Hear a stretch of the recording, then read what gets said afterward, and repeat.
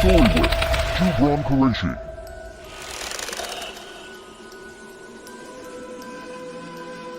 सर्दियों के दिन थे, सर्द हवाएं पर जोश थीं।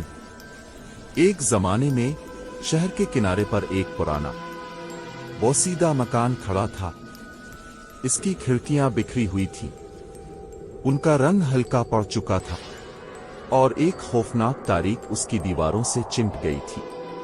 मकामी लोगों ने एक दूसरे को दूर रहने की तलकीन करते रहते थे, लेकिन फिर भी लोग उसके परेशान हाल माजी की कहानियां सुनने के लिए तरसते थे। लेकिन इनमें एक बहादुर नौजवान लड़की जिसका नाम ईमा था, वो कई बार उसकी कहानी सुन चुकी थी।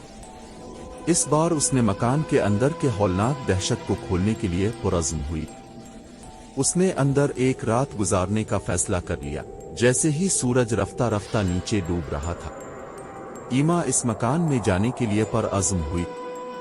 जमीन पर लंबे लंबे साए पड़ते गए। ईमा ने घर का दरवाजा खोला और इसमें दाखिल हुई। ईमा की नजर चारों तरफ देखने लगी। अंदर की हवा धूल से भरी हुई थी और खौफ का वाज़े एहसास था। कुछ ही देर में वक्त बदलने लगा। अचानक दरवाजा खिलने की आवाज सुनाई दी। ऐसे लगा जैसे कोई चुपचाप उसे देख रहा हो। अब ईमा के सामने 3 दरवाजे थे। ईमा उनकी तरफ कदम रखने लगी थी कि मकान की खामोशी तोड़ते हुए अचानक एक जोरदार चीख की आवाज सुनाई दी, जिसमें दर्द था। ईमा की धड़कन तेज चलने लगी। ऐसा लगता था कि हर गोशा अपना एक खौफनाक राज रखता है। लेकिन अभी आधी रात नहीं गुजरी थी कि हकीकी हौलनाकियां खुद को जाहिर करने लगे।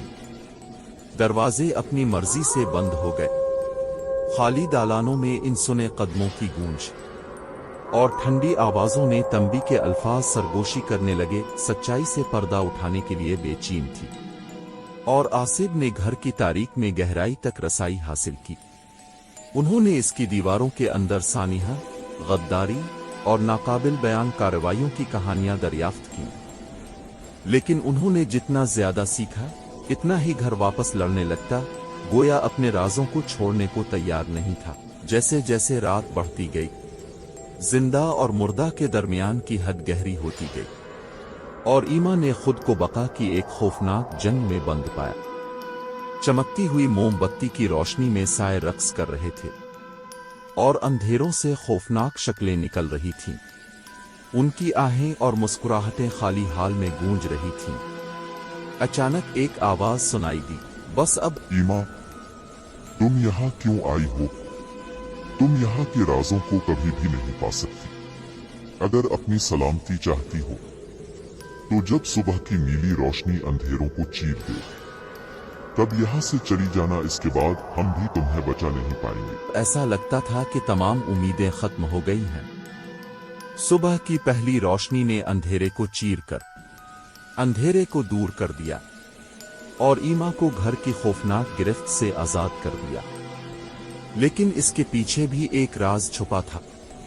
ईमा रात की दर्दनाक कहानी लेकर सुबह की हल्की नीली रोशनी में इस मकान से निकल गई। एक ऐसी कहानी जो सुनने की हिम्मत करने वालों की हड्डियां ठंडी करके रख दे।